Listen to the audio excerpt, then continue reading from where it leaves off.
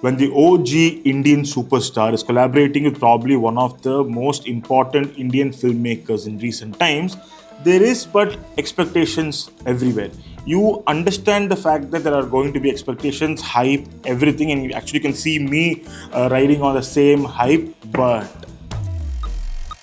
Vanakkam and welcome to Cinema Express. This is Avinash Ramachandran. In this video review episode, we are going to look at Lokesh Kanagaraj's Coolie, starring Rajinikanth, Upendra, Satyaraj, Nagarjuna, Soubin, Shahir, Shruti, Haasan, Kannada, Rachitaram, and a bunch of other actors. This video will contain spoilers. Please do watch it in your own discretion. And Coolie starts off really well. It sets up the entire premise of this world that has a luxury watch smuggler, his henchmen, that henchman's henchman, and then there's one weirdly quirky scientist who has this, this device that could be very dangerous for a few, and then his daughter, and then his daughters, and then you've got another side hustle where there are informers placed in that syndicate. There is again a syndicate which has a lot more players involved, and then you have a simple mansion owner called Deva, who's played by superstar Rajinikanth, and there's no points for guessing that this person has a past. This person harbors a secret. This person has a reason why he likes peace, the reason why he prefers not having alcohol at all. There is a reason for all of this, but we have to wait till we get there because the film is very, very strongly about a particular syndicate, a particular way of killing people, and how these two worlds collaborate on a very, very whimsical note, and then Rajinikanth finds himself in the center of everything. And see, the first time we see Deva flex his muscles, that the first time he fights, we see teeth flying, we see a wood getting completely shattered, we see windows being broken, we see glass being broken, we see a lot of things being broken, including bones, and a lot of fun in that space. It happens in a ladies' hostel kind of a setting where he teaches them thing or two about self-defense and how to bravely face people who randomly enter their hostel threatening to do something to them, and it has a lot of fun with this. The thing is, entire film, Deva has a lot of fun in a few moments. There is an interesting scene where he talks about how he knows Anushka from Telugu cinema, and then there's one where he deals with a huge barrel of alcohol, and then there is a scene where a very, very poignant scene actually, where he confronts Shruti Haasan's Preeti for something, and then he tries to lighten up the moment by saying a nice joke. So it's a very subdued Deva for a long time, and it's also when Deva gets into this flamboyant mode, even then it's very convincing. The problem with Coolie is that these scenes are very far and few in between. You needed more of these things, and we see a very rather sedate narrative for the longest period of time, despite having powerhouse performers like Nagarjuna playing the primary antagonist called Simon. There is a sense of craziness to it. We don't think we are seeing something completely novel, and then you have Soubin Shahir's character is also very over the top, but then he plays it to the gallery. He plays it like actually he hams it a lot. But I think the particular character required that to happen. And then you have Shruti Haasan, who's quite the revelation in Coolie. She is wonderful as this Preeti, who suddenly finds herself in a very morbid situation. Like it deals with death, it deals with destruction, it deals with a lot of truckload of ashes, and these things actually work in favor of the film for the longest time, mainly because the film travels in a way where we don't really piece together the puzzle. We are still finding out the various parts of it, and in those portions, when we are trying to understand what Coolie is actually about, the film is in very safe territory. It makes fun of a very dark situation. It takes time to acquaint us with all these players, everything happening, and a lot of bloodshed, a lot of death, a lot of mayhem, a lot of destruction. Everything is happening, and then at one point, everything culminates into why Deva is here, what makes him this person with a sordid past, what he is doing, everything surrounds him, but somehow we don't really know enough of him at that point. Despite having a lot of these things, at some point, be it Rajinikanth's Deva or the film Coolie itself, stops having fun. It takes a very tepid approach to the entire narrative. It is rather flatlined after a point that we don't really find a way where we are rooting for the lead or rooting for the other characters, because they are, of course, Anirudh's music is boosting everything up, probably boosting it more than what is required. And All of these happening, and still we are not completely convinced by what we are seeing, simply because the writing doesn't back the powerful characters that are right in front of us. You see them making very simple mistakes. You see them doing certain things that don't really augur well for them. It makes you actually think that, did you do all these things and still become this dreaded gangster? Did you do all these things and become this big person who has so many people under their control? And so these things don't really gel well, but there are sparks of promise. There are things which make you believe that Coolie had a lot of potential. The potential also lies in the fact that the performances are very consistently good, despite a lot of their characters being largely one note. It's also, I think, time to revisit the Lokesh Kanagaraj's brand of films, because he's also burdened by the tag of being this filmmaker who has to, have multiple cameos or use the 90s and 80s songs in the right places, has a protagonist who has a violent past or a very secretive past. And then there is this whole propensity for guns, knives, violence, everything. I think it's slowly running its course, because in this film, surprisingly, those songs don't work at all. They come in very odd places, except there is one during the interval block, which is something we expect already, as Lokesh himself has said in multiple interviews. That is something we expect to happen. Otherwise, there is no that catch for that song is not there, and especially when it actually comes on the screen, the another song that actually comes on screen, we want that to stop. I think that's not something that's happened before in a Lokesh film. Similarly, the cameos are also saturated. I think both the cameos in this film, which again is not a spoiler per se, because we know Upendra and Amir Khan are not playing full-fledged characters, but those cameos are also very not well written. It's very underwritten. They don't have much to do, and what they do isn't befitting a stature of those kind of stars. Again, it's kudos to both of them to agree to play these roles, but I don't think it warranted them. It didn't warrant those characters to exist in the first place.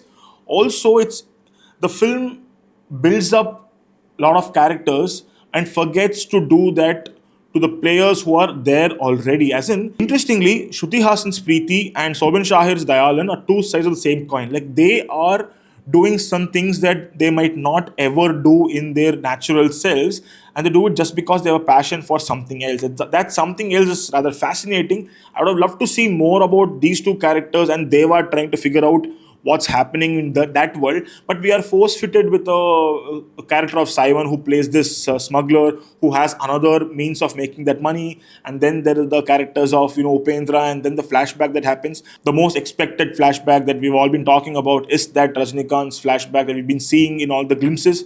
See, that de-aging portion, those technological things genuinely work, but are they actually adding to what we are seeing? I'm not very sure, because the narrative doesn't really be enriched by those portions. Because for me, I felt these portions, what happened in the flashback is I was more invested in Deva in the present. He was so intriguing and he was so interesting and funny, and it almost made me not want to go back in time to see what made him that way. Also, the entire voice portions of that didn't really sit well with me, because again, it's a timeline thing. The film is present in 2025 or 2024, let's say 2020 per se, and then 30 years back is not really in the 70s, right? It's still in the 90s, where we know how certain things look. Again, I'm not questioning the logic behind a lot of these things, but I think we're growing to expect answers from the questions that Lokesh puts forth in his films. Even in this film, there's an interesting scene where Rajinikanth's Deva faces off against Dayalan over a mobile video conferencing thing. That would have worked better if there was more conviction in showing what happened. I understand it's the larger than life superstar Rajinikanth playing that role, but in the film, Deva has been constructed as someone who is very grounded, yet has the power to beat up 20, 30 people. So it'll be more fun to see how he pulled off certain things. I think it's like a magic trick, right? You want to not just see let's say the hat disappear, you have to see it come back. So I think that's where Lokesh missed a trick or two, because we don't really see what's happening. We're just told what's happening. Same thing with the flashback. Everyone tells that that person did this thing to me or my family or my people around me. This person did the same thing to me and my family around me. But how they react to it, how they act on it, I'm not sure if that was effective enough. and that's where we lose interest with the film because we are more invested in the present, and this harking back to the past don't really work. There are a lot of interesting ideas in Coolie, as in the machine that Satyaraj Rajshekhar creates and how that brings him into the world of the Simon and gang was fascinating. And then how Deva and his friends from the mansion suddenly become sleuths and suddenly become these people who understand how surveillance works, or how they have the violence to take care of a lot of these henchmen. And there's also wonderful stunt sequences that mostly work for the film, except the last one where suddenly everything is slowed down, it's lethargic, the sentiment is taking over, but we don't are not convinced by sentiment yet because it is rushed. Everything in the last act is rushed, so we don't really have time to process a lot of those things. I think that is again where Coolie doesn't really gel. I mean, probably that's another aspect of Coolie where a lot of things work and then it doesn't for a long time, and then some things work and then a lot of things doesn't work for a long time. This oscillation doesn't do well for Coolie at all. The film is filled with a lot of characters. As I previously said, there is Nagarjuna playing Simon, there is Soubin Shahir playing Dayalan, Shruti Haasan as Preeti, Upendra as Kalesha, and a lot of other characters also. So for me, more than anything else, as I said, Dayalan Preeti was very fun. Deva, though he gets a raw deal, he makes the most out of it. Rajinikanth is brilliant in the film. He is so convincing when he is this playful guy, when he is this charming person, with just a tinge of sentimentality, and when he's showing his anger. Somehow all those things are not backed by the writing enough, because when there's a huge monologue that happens towards the end, we don't really feel the impact despite the performance, because the story that is being told is not engrossing. That is the problem. It's not the performances, it's not the setting, it's not the technology, it's the writing that lets down Coolie. And if the de-aging portions are indeed the film's trump card, why wait so long to put it? And especially, is that the right place to put it? Because it feels like an afterthought of an afterthought, and it comes almost like a epilogue, and that doesn't really work well because you're not really setting up for a sequel. It doesn't. It feels like a gimmick, and that's not what really is a Lokesh Kanagaraj film, or that's not exactly what we expect from a Lokesh Kanagaraj and Rajinikanth film, right? You don't want gimmicks to happen. You want the story to move forward. You want the narrative to tell us an interesting story. You want the grey world of Lokesh Kanagaraj meeting Rajinikanth's, his whole superstardom. Because, see, we've seen that similar thing happening in Jailer, right? We've seen how the multiple stars come into play. We've seen how, he doesn't do a lot of stunts and gets things around him happen. Slightly different in Coolie, because he does do a lot of stunts, and those people who are these pan-Indian ticket stars who are there across the film, they're also not really letting things, they're not just playing small cameos. Nagarjuna has a big role, Soubin Shahir has a big role, so does Shruti Haasan.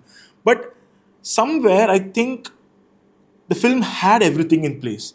It had a nice story, it had a nice premise, it had interesting characters, it had wonderful actors playing those interesting characters, it had wonderful music, technologically very good, it looks wonderful, everybody looks their best. And the film just plays it too straight for a long time. As in, when you need flamboyance, especially considering whatever is in stake and whoever is in on the screen, you expect flamboyance, but I think the film chooses a different approach that somehow doesn't feel engaging enough. And yet, for all its highs, lows, everything in between, the expectations, the pressure of delivering a blockbuster, everything taken into consideration, it is clear that Coolie aimed for the most super of stars. But unfortunately, it's like the Icarus going close towards the sun kind of a thing. It crashes quite loudly with a bang and a half. But again, it's not without promise, it's not without potential. Just that probably this time was not the right time for a lot of people involved in the film. If you like this video review episode, do like, share, and subscribe to Cinema Express, and do let us know in the comments if you like the film and the review. And until we meet next time, this is your friendly neighborhood critic, Avinash Ramachandran, signing off. Tata!